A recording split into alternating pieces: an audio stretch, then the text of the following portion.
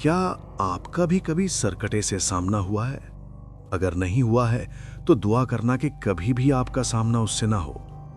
और मैं ऐसा क्यों कह रहा हूं, ये आपको आज की कहानी सुन के समझ आ जाएगा। तो जल्दी से अपने हेडफोन्स लगा लो, लाइट्स बंद कर लो और तैयार हो जाओ डर का एक नया किस्सा सुनने के लिए। उत्तराखंड के ऊंचे पहाड़ों के बीच बादलों से घिरा हुआ एक गांव था, काली घाटी। दिन में ये गांव बिल्कुल आम लगता था। बच्चे खेलते, औरतें पानी भरती, आदमी खेतों में काम करते। पर जैसे ही सूरज पहाड़ों के पीछे छुप जाता, गांव मर जाता था। दरवाजे बंद, खिड़कियां बंद और हर घर के अंदर से एक ही आवाज, आज रात बस निकल जाए। क्योंकि उस वक्त जंगल जाग जाता था। महेश की मौत के बाद गांव में एक अजीब सा डर बस गया था। उसकी बीवी सुशीला हर रात दरवाजे के पास बैठकर रोती थी और धीरे से कहती, महेश तू लौटा। पर एक रात उसने दरवाजे के बाहर से आवाज सुनी, मैं आ गया। उसका दिल जोर से धड़कने लगा।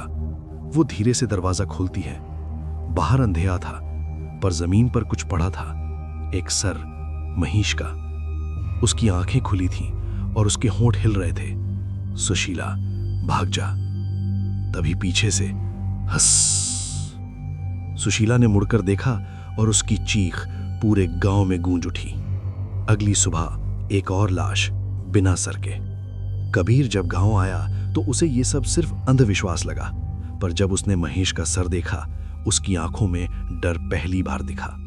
वो सीधा दादी शांति के पास गया। दादी ने धीरे से कहा, यह जंगल कभी आम नहीं था, यह पहले भी खून देख चुका है।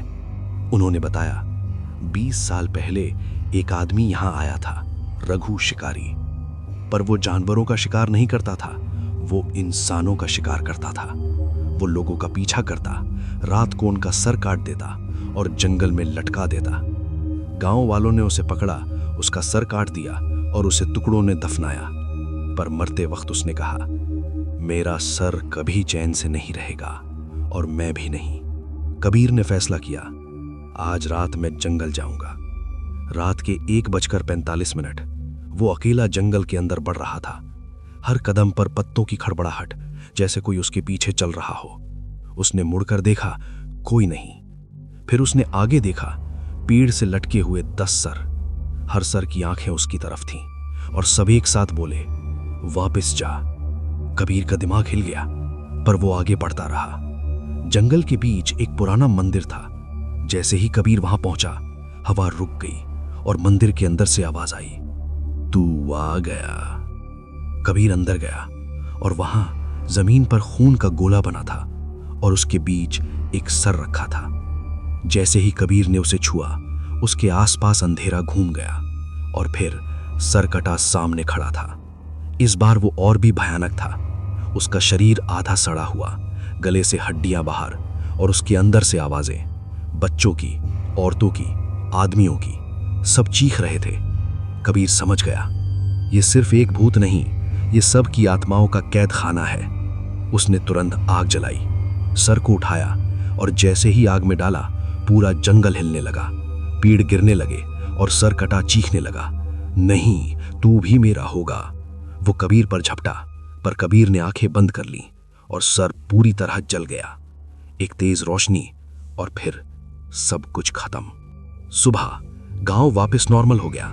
लोगों ने कबीर को हीरो माना, पर 3 दिन बाद कबीर गायब हो गया। उसके कमरे में सिर्फ एक चीज मिली, उसका फोन।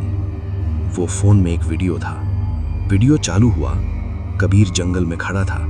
उसके हाथ में कुल्हाड़ी थी और सामने दादी शांति घुटनों पर बैठी थी। कबीर ने धीरे से कहा, अब मैं अकेला नहीं रहना चाहता।